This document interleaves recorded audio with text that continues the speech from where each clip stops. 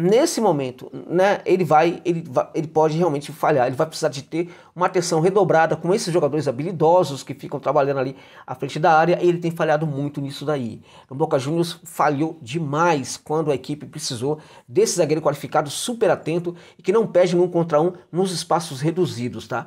Então, além do que, o Laio, pela forma como joga, também requer, né, um zagueiro muito alto, porque se a equipe está trabalhando ali no terço final em cima do Laio, né, em várias situações, essa bola vai ser jogada à área pelo jogo aéreo, tá? E aí, os jogadores como os zagueiros que o Laio tem no momento funcionam muito melhor para o tipo de jogo do que o Figal, que é um jogador, na minha opinião, limitadíssimo no jogo aéreo, tá? Opa, rapaziada! Léo na área? Chegando com mais novidades no Leão Breaking News. O Josa Novales deu aquela moral analisando o possível reforço do Leão.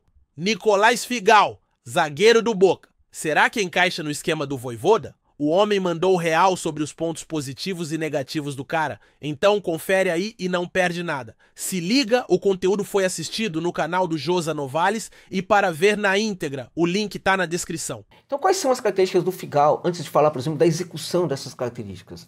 É um zagueiro um tanto quanto baixo, tem 1,80 m, muito pequeno, né?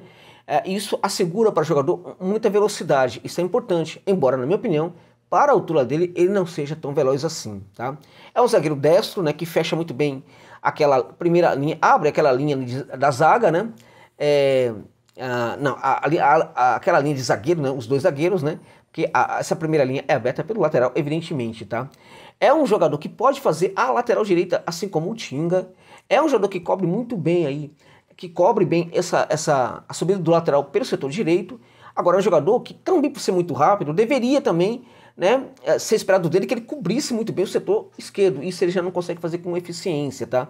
É um jogador que tem um primeiro passe bastante qualificado para a média, né? É um jogador que, quando os volantes estão um pouco mais à frente, ele se adianta um pouco. É um jogador que tem ali uma capacidade, portanto, de entregar, por exemplo, na questão da troca de posição com o volante em algumas situações. Acho até que ele poderia ser pensado em algumas situações como um primeiro volante ali, ou esse volante à frente da zaga, né? Então ele tem essas boas características aí, tá? Quais são as características negativas do Figal?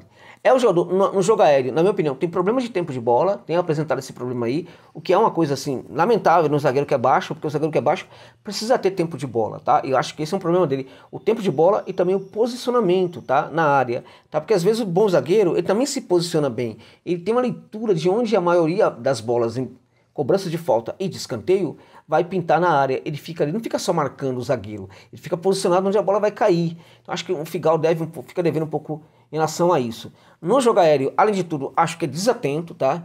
E acho que um problema também do jogo dele tem sido a questão da desatenção e do foco. Porque o Figal, ele se configura como aquele jogador que, tal qual ocorre com o goleiro, ele precisa de continuidade. Quando ele não tem continuidade, ele entra no jogo, geralmente não dá boa coisa, tá?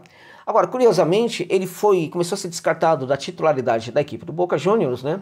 Quando ele começou a falhar exaustivamente, mesmo sendo titular, com um problema de foco impressionante, tá? Uma dificuldade, inclusive, para dar esse bote aí, perdendo quase sempre no 1 contra 1, levando bola no meio das pernas, tá? Fazendo feio realmente, e isso o tirou da equipe titular do Boca. Isso também o levou a ser, de certa forma, até odiado pela torcida do Boca ou por parte dela, tá? Porque ele andou apresentando desempenhos aí muito, muito abaixo do esperado. Então, do ponto de vista da qualidade, ele tem algumas características que precisam ser melhoradas, está com 30 anos, ainda tem tempo para isso, mas vamos combinar, já não é uma criança. Agora, do ponto de vista das boas características dele, ele não as vem executando muito bem nos últimos jogos aí, tá? Na última temporada. Então, é um jogador que de fato vem com baixo rendimento e que chegaria ao Laio para ser reconstruído aí como um grande zagueiro que já foi em algum momento da carreira dele, tá? Chegou aí, inclusive, aí para a seleção da Argentina, tá? O Nicolás Figal, tá? Qual é um outro problema que eu vejo nessa contratação? Eu acho que é um zagueiro que está fora do perfil de zagueiros que tem a ver com o jogo do Laio. Por quê? Fortaleza é uma equipe que tem uma tendência a marcar em bloco baixo e em bloco médio, tá? Então é uma equipe que recepciona o seu jogador no seu campo de defesa, tá? Então, para esse tipo de proposta, você precisa contratar no mercado um tipo de goleiro. De zagueiro. Quando a equipe trabalha um pouco mais ali na frente, né, ocupando prioritariamente o terço final, a equipe precisa buscar um tipo de zagueiro diferente. Curiosamente, na minha opinião, o Nicolas Figalho é um zagueiro para esse segundo tipo de jogo, né, que é o jogo que o Lion não pratica. O jogo do Lion é marcar em bloco baixo, em bloco médio, fechando bastante ali as linhas defensivas diante de uma equipe que trabalha muito bem com a posse de bola. Então vamos pensar aqui, por exemplo, um Fortaleza jogando contra a melhor versão do Botafogo, que é uma equipe hoje que toca muita bola ali à frente da área, tá? Ou um Bahia, né, que hoje do Ceni não tem esse trato tão qualificado, mas que tem essa proposta de jogo, imaginando que o Bahia consiga ficar muito bem na sua proposta. Então, essa defesa do Lion vai precisar de zagueiro que não vai precisar do zagueiro muito rápido. Por quê? Porque aí ele não vai ter espaços para correr, né? Ele não é um zagueiro que vai precisar se adiantar até o meio de campo, ocupando inclusive a posição do volante, tá? Porque isso não vai acontecer, porque a equipe não vai trabalhar lá no terço final, né? Contra uma equipe como Botafogo, que toca bola, um Bahia, né? E quase todas as outras, o Fortaleza joga em bloco baixo realmente, né?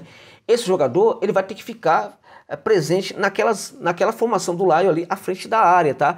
Nesse momento, né, ele pode realmente falhar, ele vai precisar de ter uma atenção redobrada com esses jogadores habilidosos que ficam trabalhando ali à frente da área, e ele tem falhado muito nisso daí.